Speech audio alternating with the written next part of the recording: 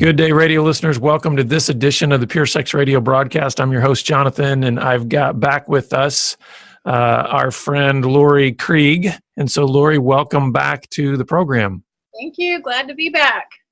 Yeah, so last time we had Laurie on, it was really exciting to be able to hear her story, just kind of the journey that she has been on, and then also how exciting it is that God has just called her into a ministry to be able to come alongside people with LGBT issues and just be able to walk alongside and be able to identify and empathize and just really help. I love how you named your ministry Hole in My Heart Ministries, because it's easy for us to get so attached to a lot of the externals, a lot of the outcroppings of any type of brokenness or anything like that, or just that we forget that every human being on the planet exists in this post-fallen world, right?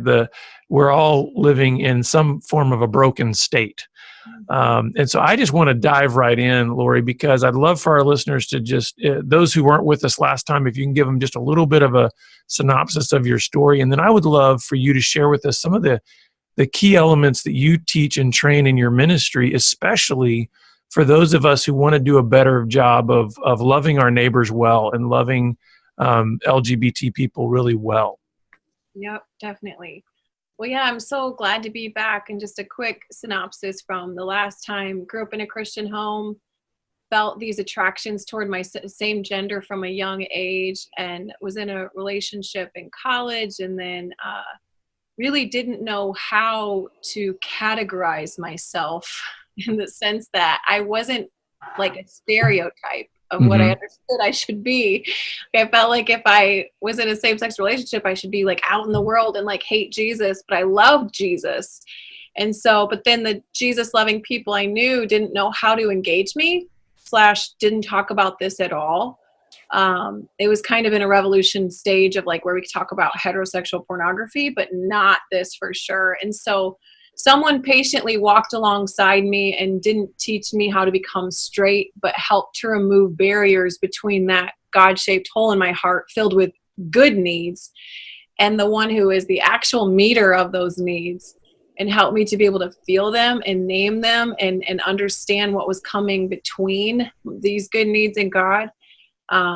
And it was a lot of things. Like, it wasn't just, same-sex behavior. It was lies or pain or just misbeliefs about God. And I didn't become straight. I just became empowered by God's love to daily die to myself, still today, to my natural defaults, which I have many, which are, people-pleasing or performance or these sexualizing a relationship with a woman that I can go toward in my mind, but I can surrender those now because of God's love and run toward Christ. So we at Hole in My Heart Ministries, HIMH, we're trying to replicate that in that season of really wrestling and, between death or coming out. I asked God, because I never heard of anyone like me, my sort of story. And I said, God, if I make it through this, will you please give me the privilege of looking even half a step behind me and encouraging another person? So I do that. I used to do this more. I walk alongside a couple people one-on-one. But really what I'm trying to do is work myself out of a job. Absolutely. Yeah. Church to be so amazing, as I'm sure you're trying to too, John. I want the church. Our mission is to equip the church, Jesus followers, with a gospel-centered approach to sexuality. And then our vision, so how do we know when we've equipped, Jesus followers, is when the church becomes a safe place to cultivate wholeness and holiness in people wrestling with sexuality. So I want to see the church. I want to equip y'all. So we come alongside the church in many ways. Well, and I love that, because I think sometimes what ends up happening is we see this a lot in recovery ministry. Our history has been filled with a lot of addiction recovery ministry, addiction to pornography, addiction to sex in all forms. I mean, it doesn't matter where it falls on the spectrum in terms of heterosexual, homosexual, whatever, any addiction, we've had a lot of experience in that. And I find it fascinating how many people get what I call stuck in recovery, Yeah. meaning they don't realize that this isn't something about, and I put this in relationship to disciple making. Sometimes we get stuck in discipleship, meaning like we think that this isn't about something that should be replicated. Meaning I look at it as like when I'm taking a guy through recovery from porn addiction, I don't expect him to be attached to me forever. He can't be. I have to be able to work him through a process of really understanding what are the deep core things. It's not merely about behavior. When you start to get the transformation of the heart change to where now we have that heart of flesh that is obedient and sensitive to the Holy Spirit, then guess what? You're ready to now go out and disciple somebody else. You're ready to go out and help somebody else in recovery. Because if we kind of stay in that perpetual state of in recovery, then the transformation isn't actually happening. Now, that doesn't mean, I don't think that doesn't mean that there's not further growth and maturity and those kind of things that are needed. But I do think there's somewhat of a baseline that we can reach in which there is stability and health and strength that now is ready to be passed along. And is that kind of what you're talking about? Like, how do you walk alongside people to where they, like you, were able to say, I'm recognizing the voice of God in my life, and I'm starting to learn how to surrender on a more consistent basis those natural bents to the Lordship of Jesus, and what does that look like to walk in obedience? Yeah. And I will say, it's not just LGBT people and addicts who need discipleship. Absolutely. Every single person needs discipleship at different points. And then also, so when I'm walking with people, and what I've been recently adding into a lot of my talks is, if you want to walk alongside a discipleship relationship of any variety, including LGBT, we need to view them not as our disciples, or that we, the good people, are like patting them on the head and they're our little pets that we get to like lead around. I view everyone as a future disciple maker, because I want them, I need them. Like, we need you to build the kingdom. We need you to usher in the kingdom. So it's like, I view it as like, okay, we're all in this battle. And yeah, you might be down or, like getting lost in some things, but I see you because God made you. I need you on my team, which is God's team. And so exactly that, what we do in this equipping is help go to churches, and in the most frequent response that we get after doing something, like we call it actually a Journey Well workshop. That's our like 6-hour training we do. The most frequent response we get is, this is just good information about how to like be a person. Right. And it's like the light bulb for me. Yeah. We get this, the most common response I've gotten from the Grace-Based Recovery book is, well, this looks like discipleship that every believer needs. I was like, well, yeah, it is. We're just applying it to recovery, so. It just hasn't been in this space before. And it's so funny because but the truth is if we need a gay gospel, or a gospel that's specific for LGBT people, we're doing it wrong. Yeah.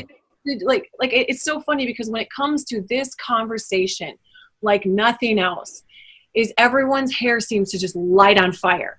And they're like, well, there needs to be there is different language we do need to learn. And there are some specific ways that we can walk like with tenderness, as Jesus, he knows how to walk with each of us.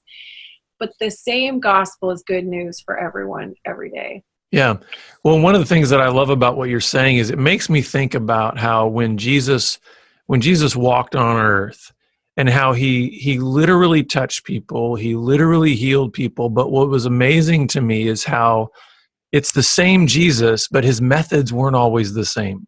That's it. So like when you think about how he would heal a blind person, right. Maybe one time he'd just say it. Another time he'd touch their eyes. Another time he'd slap mud on their face. It's like, well, and we're, a lot of times our tendency, especially when we're trying to construct maybe processes for how to help people, is we get stuck into methodology thinking. We forget, it needs to be the same Jesus that is doing this transformation. And let's not try to kind of box him into a particular method, because he didn't box himself into that any kind of method. He healed a bunch of people with the same issue but he did it in a personal and unique way. And I think that's instructive for us to realize, while people may be able to be put into kind of a larger quote unquote category of a similar kind of dynamic, every person is unique and a personal image bearer of God. And so I think we need to meet them in their story in the same way Jesus met people in their story. Exactly. And in that process, like what I hear as I picture Jesus as you're describing that is he had no fear. He was fearless in his ability and trust. Like you just picture him just being like, God, how do you want to meet this person? And that, I know I'm in a sweet space in either speaking or writing or walking alongside someone, is when I am both in my heart and in my mind, just like, God, I trust you that, yes, I've done this study. I've read these books. I'm woke to the conversation.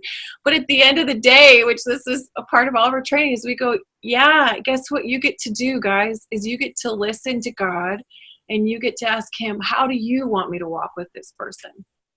Now, when you and I were off air, you mentioned kind of this handful of like principles or key things that you try to help people grow in or walk in to do this well. So can you share some of those with our listeners? Yep. So when we go do like a shorter version of our Journey Well training, we'll try and just talk to ministry leaders and we'll say, here's some steps for you to start taking to journey well. And one of the first ones is to know what you believe. And that can be, just, well, duh, I believe God's designed for marriage, the man and woman. Anything outside of that is wrong. Okay. Do you know why you believe that? Do you know that most people who hold to the affirming worldview, so that is that God affirms and allows same-sex marriage, they've done their homework and they can run circles around you. Now, I don't want you to be able to argue. Here's why I do want you to know the reasons why. Is that most people, if you listen to when they change their theology, I'll have parents come to me, kid came out as gay or as trans or bi or whatever. And they're like, hair on fire, like I mentioned. They're freaking out. The next day, the next week, the next month, they've totally changed their theology in order to love their kid. And it's because they don't know why that what is true. They don't know that what's true is actually good. We don't actually know the whys. And that what's true and good is actually possible to live out well. So those are three characteristics. Those are three things that we need to engage in when we're asking these questions of what I believe, because PhD theologians, when do they change their theology? Almost overnight, because a real person is crying real tears in front of them and their heart breaks, which it should break. And they should feel for them, but we don't need to change our theology based on someone's tears. We need our theology to change our hearts so that we can engage those tears and really suffer well with them as we look to this hard thing called surrendering every day. So that's what I love that. And that's one of these things that also just points me right back to Jesus. He was the embodiment of truth. Yes. And yet we find him in all of these circumstances and in all of these relationships that had all the religious leaders scratching their head and even kind of turning away because they were thinking, this guy certainly he can't actually be from God because he's doing all these things. But what I love about the example of Jesus is that we don't hear of Jesus developing these relationships in order to now deconstruct himself into something that either matches or replicates the environment that he's in. No, he was who he was in every single circumstance. And what I love about that is it shows that the way he was such a magnet to those who were so marginalized was not because he was seeking to diminish truth. It was actually that he was seeking to actually fully embody it. And I think we struggle with that because, let's just be honest, we all come with our own set of baggage to whatever relationship we're in, whether it's a marriage relationship, a parent relationship, a child relationship, a coworker, even the checkout person at the grocery store. Like, we come with all of our baggage. And so we have to recognize that our lives are filtered through that lens. And I think sometimes when we're looking through that lens and who we are looking at doesn't match what that lens looks like to us, we automatically have a sense of fear.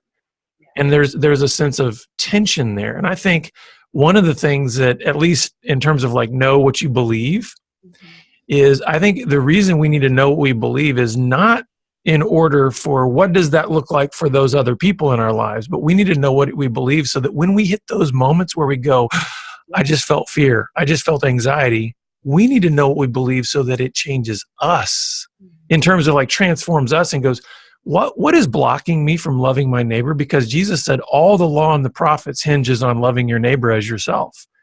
So if I have some kind of blockade that is saying, I don't want to love that person, Jesus, then it's not about that person.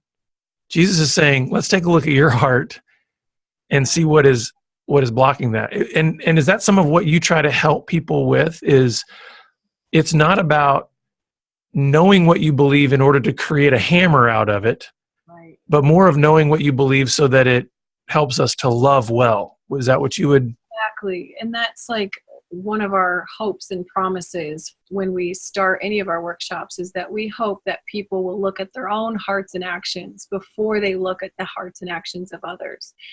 And so we have this thing called a heart map, which is really when I talked about my story last time, how I said how we have this God-shaped hole in our heart. And you, Jonathan, you even said, Laurie, I can't relate to maybe some of the nuances at the behavior level, but you could even relate to me at the emotion level. Absolutely. In my mess, even though we ran to different things, even if it's our natural default, because of the fall, you could relate to that mess inside. Mm-hmm. And so that's really, we try and take people on this journey of the heart as Jesus does. You know, it's the heart's mentioned 729 times in the ESV version. King James goes crazy a little bit more with the heart talk. But the 729 times that's in the Bible, it's never about the blood pumping organ that's in your chest.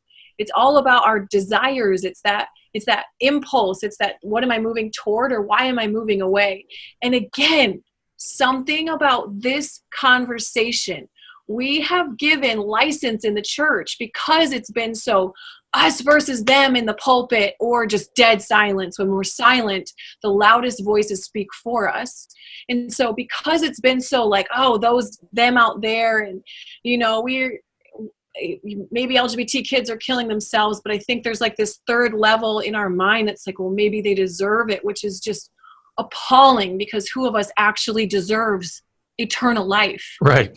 And so when we feel that like guttural, like ew, like the step back specifically from LGBT people, we've almost given ourselves license and permission to not engage, because that's the way we've been engaging for decades.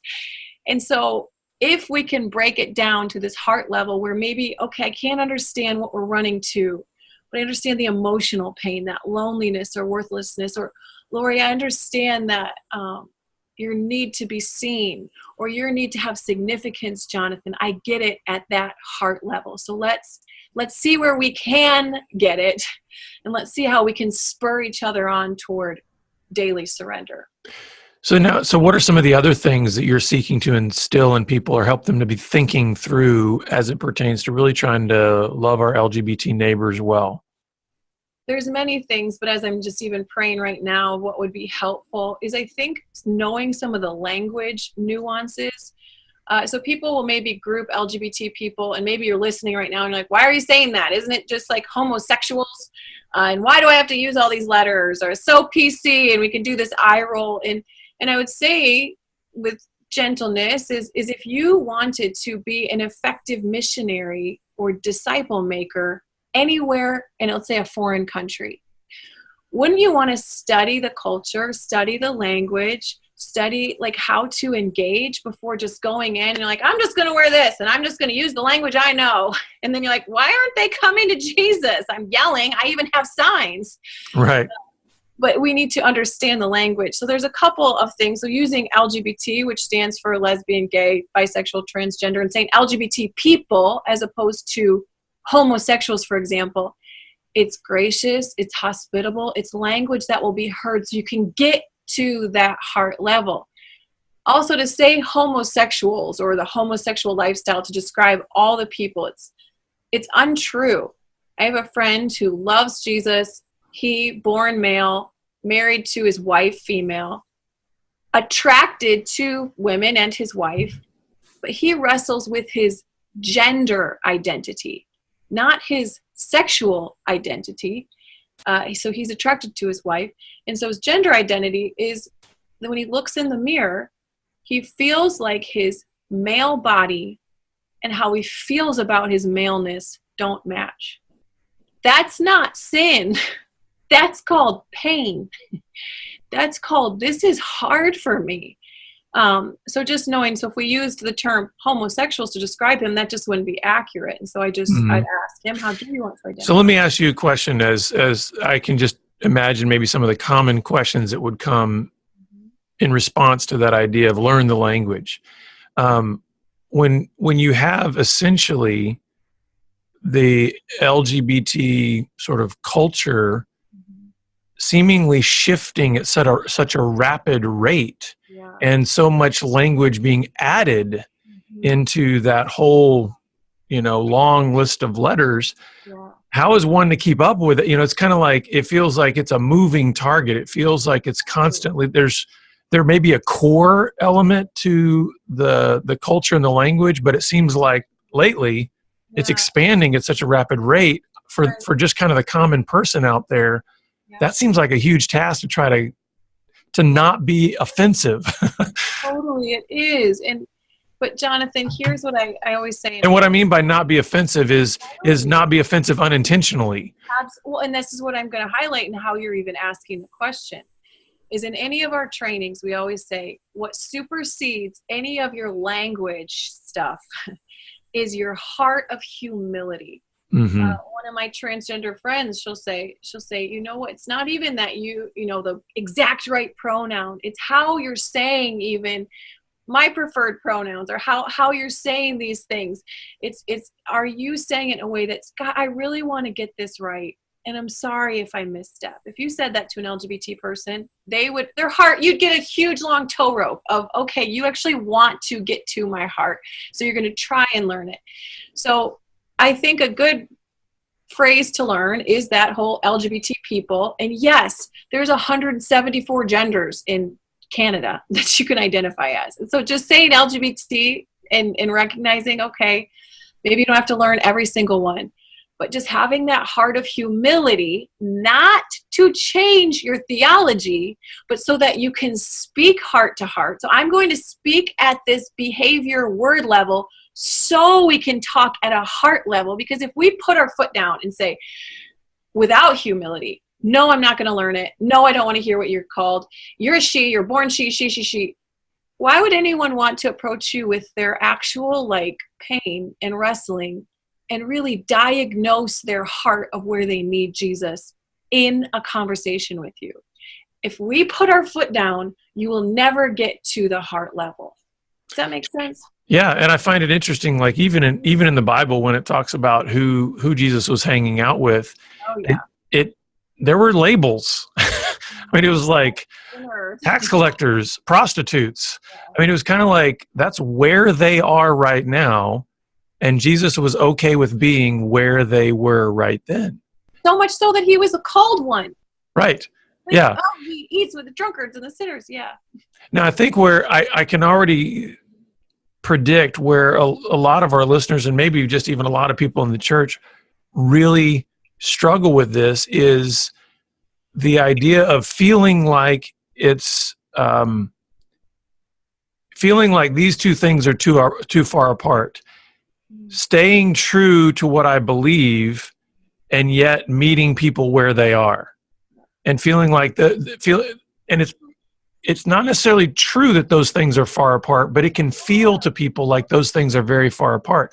How do you help them kind of pull those together to where it says, you can still, like Jesus, he didn't change his theology. He was who he was, but at the same time, he was incredibly willing to reach out and literally touch people and literally be at dinner with them and engage life with them. How do you help people pull those things together? Yep. Well, you look at, Keller talks about Jesus when he engaged the woman caught in adultery. And he's like, he's not some halfway compromise between truth and grace. He is like full melt in your mouth gentle while also being just and righteous to the nth degree that the world has never seen its like. So people are feeling like, how can you have grace and truth walk next to each other? You're not alone. But look at what Jesus did with that woman caught in adultery. First step he takes is he steps in to save her life. We need to care about anti-bullying things so that dead kids can't hear the gospel. So this dead woman couldn't hear the gospel. He stepped in to save her life so they wouldn't throw the stones at her. He turns the finger back on the hypocrites. Now, he never said, and we'll get to there, he never says she didn't deserve death. Right. Well, he says, so do you. You guys, I know this is a trap. I know you set this up, and I know that you engage in the same thing she does in your heart or with your actions. And so he could break that down about how they did that. And then he goes to her, and he sees her in her mess and loves her as is, which helps to remove shame. And so he says, where are your accusers? And again, he names sin. The last thing he does is he names sin as sin. Mm-hmm. Go sin no more. Our first knee jerk is, oh yeah, everyone's yelling at this kid and calling him a sinner or calling him whatever things. We want to throw the stone too, but let's be like Jesus to step in, point the fingers back at our own hearts, confess where we've been hypocrites, and lean in with grace and love. And I think it's also important in that to remember that only Jesus is the one that could perfectly keep in full balance grace and truth. And so the other thing that's important, I think, then for us is to recognize that when we are seeking to love well, we recognize that it's not on us Amen. to fully hold that grace and truth. Because remember, we're bringing our own brokenness into whatever the relationship is. And if we think that we're going to perfectly hold in balance grace and truth, we're making a false assumption about our own abilities. So I think that's also why it's important that we need to remember, Christ, you need to come to the front in me, and I need you to be able to hold these things. Because the reality is, I've had to face in my own life, am I okay with that tension that I feel? And I think we need to get more familiar and more comfortable with the reality that we're going to feel that tension, but Jesus can carry that tension. Jesus can be grace and truth through us. Yeah, and we don't have to have that anxiety to say one nice sentence, one true sentence. Right. That's how I hear it. Oh, I was nice. Now I have to be rude or truthy. Like, trust that there is love in love there is truth. Yeah. He wins. Well, Laurie, this is great stuff, and we're going to actually have to wrap things up there. But please tell our listeners how they can get in touch with your ministry and your resources, and how they can just connect with what you're doing. Yeah, so Whole in My Heart Ministries is the name, and so the website is himhministries.com, and so you can connect with us there, hear more about our training, just ask questions, find other resources, so we'd be glad to connect.